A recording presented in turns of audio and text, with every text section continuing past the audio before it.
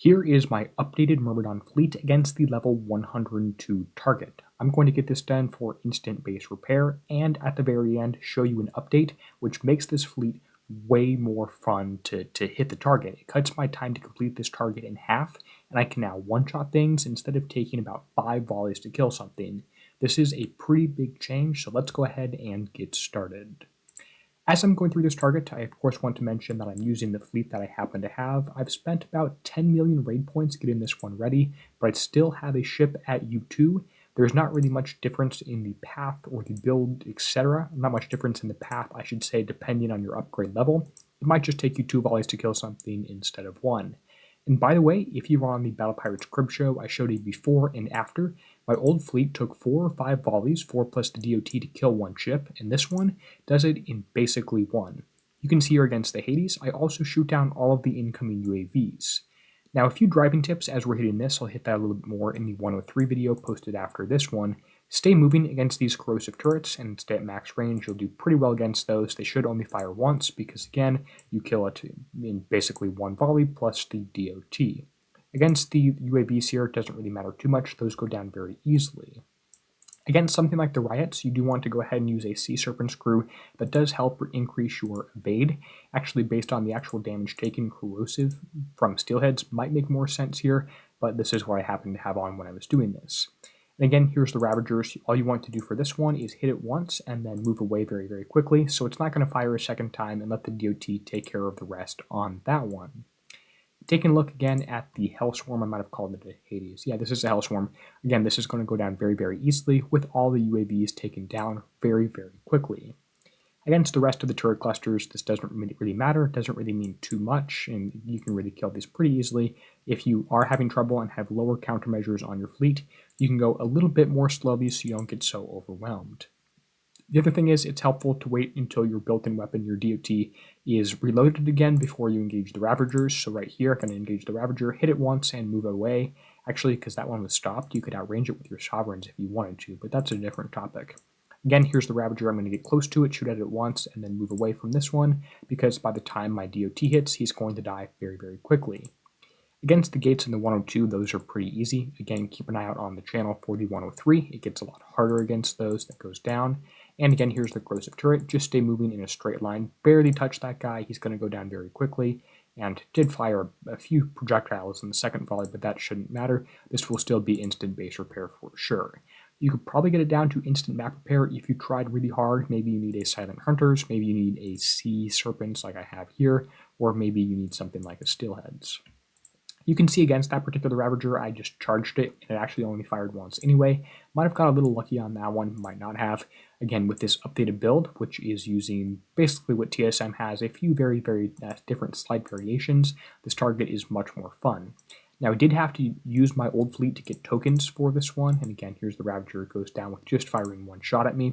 I had to use a 1-day token on the flagship, 1-day token on a few ships to change out 1 special, and one of them actually did require a 2-day token, which was, or 2 1-day tokens, I suppose. So I had to get, like I said, about 10 million raid points to make this change, which wasn't very easy, but once I did it, it is totally worth it. I can kill things much, much more quickly because I'm doing something like adding Corrosive Battery 3 on here and adding other specials like the Odyssey decoy system, which really help out a lot.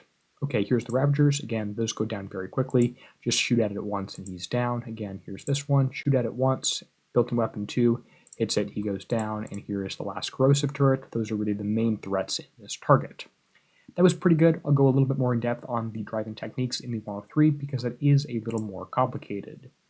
Taking a look at the battle report, the damage, and the build at this point, you can see that most is actually corrosive, so I think that Steelheads is going to be the best crew to use for this one because I am taking a lot of corrosive damage and barely any penetrative because I have a few of the antis on here that I've got, which you'll see in a second here. Repair time is 8 minutes and 50 seconds with 1 or 2 mistakes, so you can get this down to instant map repair pretty quickly. Now let's go over the build. The changes I made starting with the flagship right here, you can see this is a full damage ship. Before that, the last special, instead of Odyssey decoy system, which is used only for the damage, not for the countermeasure benefits, was Hyper 30. It's a lot better and does a lot more damage using Odyssey decoy system. This is the same build across 3 ships, and by the way, I will update my builds document just after I post this video, so you can see the updated build on here.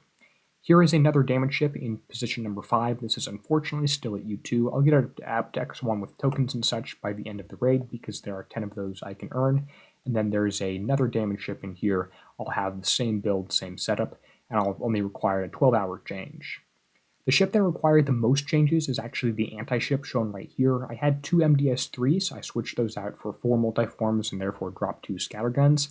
I had countermeasure equipment 1, I changed that out to chaff splitter system because the chaff splitter system, which is the sort of pinkish special next to iron fur, has a plus 50% anti-missile accuracy. If you don't have that one, that's okay.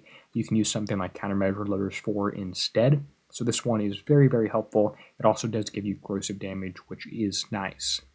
The very last ship was the Gale ship right here, and it had a little bit larger of a change, 22-hour refit.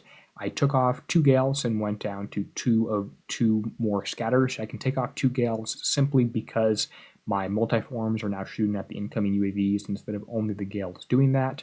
And then the other change was I had Hyper 30 on instead of Full Focus Choke, so I removed Full Focus Choke. I don't know why I had Full Focus Choke off and didn't have Corrosive Battery 3 off, but regardless, it's fixed now, and this is the final build update for the Myrmidons, which you saw just after hitting the 102. So again, this is a 9-minute repair time with a few mess-ups on this target, and this last ship is still at U2. So if you want to hit this with the build that I showed you, you are still going to get the build I was using last raid. You still get instant base repair, about 20 or less than that, about 12 minutes of damage, 13 minutes of damage. The build I showed you will still work, but it takes a lot longer to hit the target, which I don't like. I want to be able to get these targets done quickly, especially because they are so big. So there's the update for you. As you can see, I've gotten 10 million points so far, a few more here since I got that to do these refits. I had a 1-day token for the flagship and a few other things like that. And actually, I had to get some VXP tokens for ship number 5 because it wasn't ranked up at the start. The next video on the channel will be the 103, so make sure you subscribe and check out that because I'm posting that pretty quickly after I post this. With that said, and until next time, I want to give a huge thank you to the channel members whose names appear on the end screen now. They're helping keep videos like this one possible.